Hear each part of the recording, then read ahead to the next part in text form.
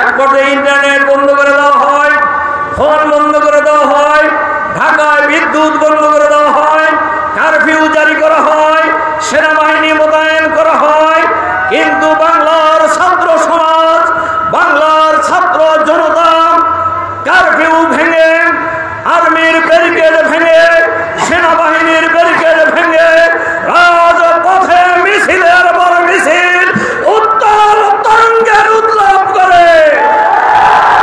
সেই মিছিলে স্বৈরাচারিণী ভারতের দাবেদার ফ্যাসিবাদী হাসিনার সরকার নির্বিচারে গুলি চালিয়ে হাজার হাজার মানুষকে গণহত্যা পরিচালনা করেছে। আমরা আজকে বৈষম্য বিরোধী ছাত্র আন্দোলনে শহীদ শিহাব সিয়াম ইয়াহিয়া সহ হাজারো ছাত্র জনতা যারা জীবন দিয়েছেন, আজকে আমরা তাদেরকে এই জাতির পক্ষ থেকে স্যালুট জানাচ্ছি। দেশকে দ্বিতীয়বার স্বাধীন করার জন্য, দেশকে স্বৈরাচারী ফ্যাসিবাদী শাসকের হাত থেকে মুক্ত করার জন্য তারা পথে জীবনের তপ্ত রক্ত ঢেলে দিয়ে, জীবন দিয়ে দেশকে দ্বিতীয়বার আবার স্বাধীন করেছেন। আমরা দ্বিতীয়বার স্বাধীন বাংলাদেশের নাগরিক হওয়ার সুযোগ লাভ করেছি। আজকে আমরা মহান আল্লাহর দরবারে দোয়া করি, আল্লাহ তাআলা যেন এই সকল শহীদদেরকে, এই সকল যারা জীবন দিয়েছেন তাদেরকে শহীদ হিসাবে কবুল করেন। যারা আহত হয়েছেন, লক্ষ লক্ষ ছাত্র জনতা এই আন্দোলনে স্বৈরাচারের বিরুদ্ধে আন্দোলন করতে গিয়ে গুলিবিদ্ধ হয়েছেন, আহত হয়েছেন। মহান আল্লাহর দরবারে আমরা দোয়া করি, আল্লাহ তাআলা যেন তাদেরকে দ্রুত সুস্থতা দান করেন। সম্মানিত ভাই এবং বন্ধুগণ, আপনাদের অনেক কষ্ট হইতেছে আমরা বুঝছি। আমি যখন এই মাঠে নামি তখন দেখছি মাঠের মধ্যে বসার কোনো পরিবেশ নাই। আবেগে আপনারা তাও বসে গেছেন, আলহামদুলিল্লাহ। এবং যে পরিমাণ লোক মাঠে আছেন, প্রায় ওই সড়কের উপর দিয়া, বাঁধের উপর দিয়া তার চাইতে কম মানুষ দাঁড়ায় নাই। আলহামদুলিল্লাহ, আলহামদুলিল্লাহ। আমরাও এই মিটিং করার সুযোগ 15 বছর পাই নাই। আপনারাও এরকম মিটিং এ আসার সুযোগ পান নাই। পাইছেন? পাইছেন আপনারা? আপনারা শুধু না, বাংলাদেশে কেউ পায় না। তার কারণ এই সরকার ক্ষমতায় আসার পরেই একের পর এক তারা সকল গণতান্ত্রিক প্রতিষ্ঠানকে ধ্বংস করে দিয়েছে। ক্ষমতায় আসার পরেই দেশপ্রেমিক সেনাবাহিনীকে, আপনারা জানেন, আমরা আশা করব সেই তদন্তের সঠিক রিপোর্ট বের হয়ে আসবে। বিডিআরের হত্যাকাণ্ডের সাথে কারা জড়িত, কেন দেশপ্রেমিক সেনাবাহিনীর অফিসারদেরকে হত্যা করা হলো। এই সরকার ক্ষমতায় আসার পরে জামাত ইসলামীর আমির শহীদ মাওলানা মতিউর রহমান নিজামী, আমাদের এই অঞ্চলেরই মানুষ, তাকে নির্মমভাবে ফাঁসি দিয়ে হত্যা করা হয়েছে। হত্যা করা হয়েছে আলী হাসান মোহাম্মদ মুজাহিদকে, হত্যা করা হয়েছে শহীদ আব্দুল কাদের মোল্লা, শহীদ কামারুজ্জামান, শহীদ মীর কাসেম আলী। জেলখানায় হত্যা করা হয়েছে আল্লামা দেলোয়ার হোসেন সাইদি, জেলখানায় হত্যা করা হয়েছে প্রফেসর গোলাম আজমকে, জেলখানায় হত্যা করা হয়েছে মাওলানা একেএম ইউসুফ সাহেবকে, জেলখানায় হত্যা করা হয়েছে অধ্যাপক নাজির আহমদ সাহেবকে, যারা ছিলেন জামাতের শীর্ষ নেতা। এই সরকার ক্ষমতায় আসার পরে গণতন্ত্রকে টুটি চেপে হত্যা করে দেওয়া হয়েছে। মানুষের কথা বলার কোনো অধিকার নেই, কোনো কথা বলার অধিকার ছিল না। যারা এই সরকারের জুলুম নির্যাতনের বিরুদ্ধে কথা বলেছে তাদের এই টুটি চেপে দেওয়া হয়েছে, হয় তাকে কারাগারে বন্দী করা হয়েছে, অথবা গুম করা হয়েছে, অথবা খুন করা হয়েছে, অথবা ক্রস ফায়ারে হত্যা করে রাস্তার ধারে ফেলে রাখা হয়েছে। এটা ছিল এই সরকারের নেশা এবং পেশা।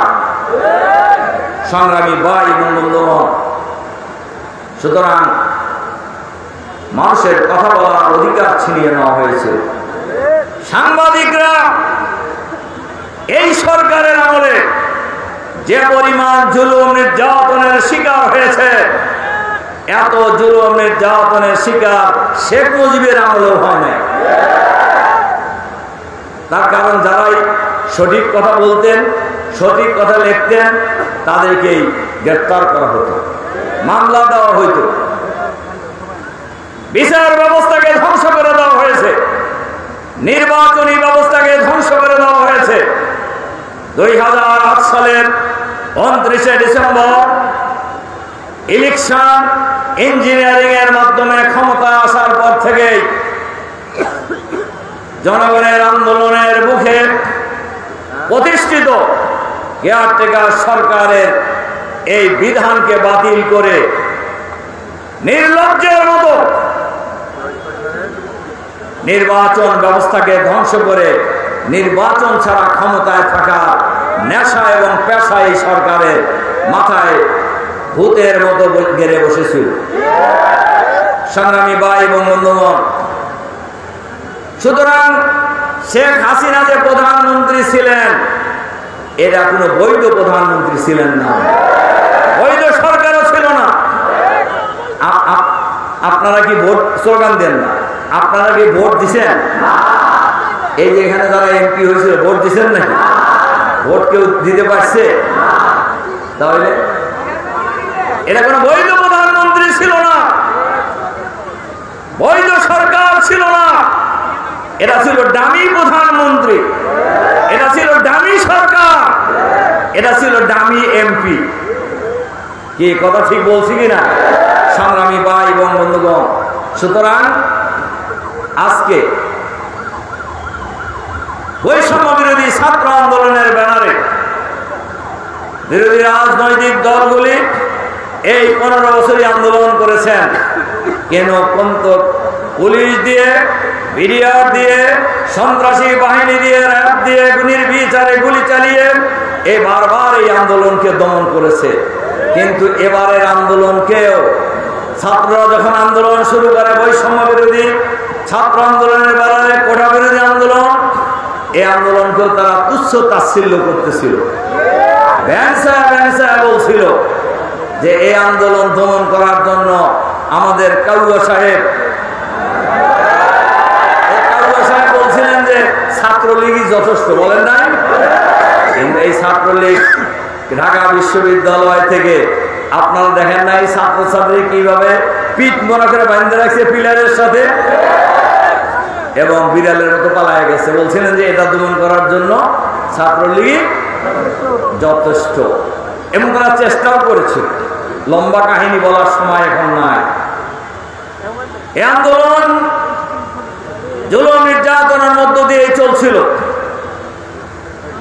জুলাই মাসের 17 তারিখে রংপুরের রোকেয়া বিশ্ববিদ্যালয়ের ইংরেজি বিভাগের ছাত্র আবু সাঈদ হত্যাকাণ্ডের পর, পুলিশের গুলিতে নিহত হওয়ার পর এই আন্দোলন চূড়ান্ত রূপ ধারণ করে। এই আন্দোলনে শিক্ষক, কর্মচারী, অভিভাবক, ছাত্রদের মা এবং বাবেরা, রিক্সাওয়ালা, ঠেলাওয়ালা, কৃষক, শ্রমিক, মেহনতি মানুষ, রাজনৈতিক নেতা এবং কর্মী এই আন্দোলনে অংশগ্রহণ করে এবং আন্দোলনের গতি বাড়তে থাকে। মিছিলে লাশের মিছিল লম্বা হতে থাকে। এক পর্যায়ে ইন্টারনেট বন্ধ করে দেওয়া হয়, ফোন বন্ধ করে দেওয়া হয়, ঢাকায় বিদ্যুৎ বন্ধ করে দেওয়া হয়, কারফিউ জারি করা হয়, সেনাবাহিনী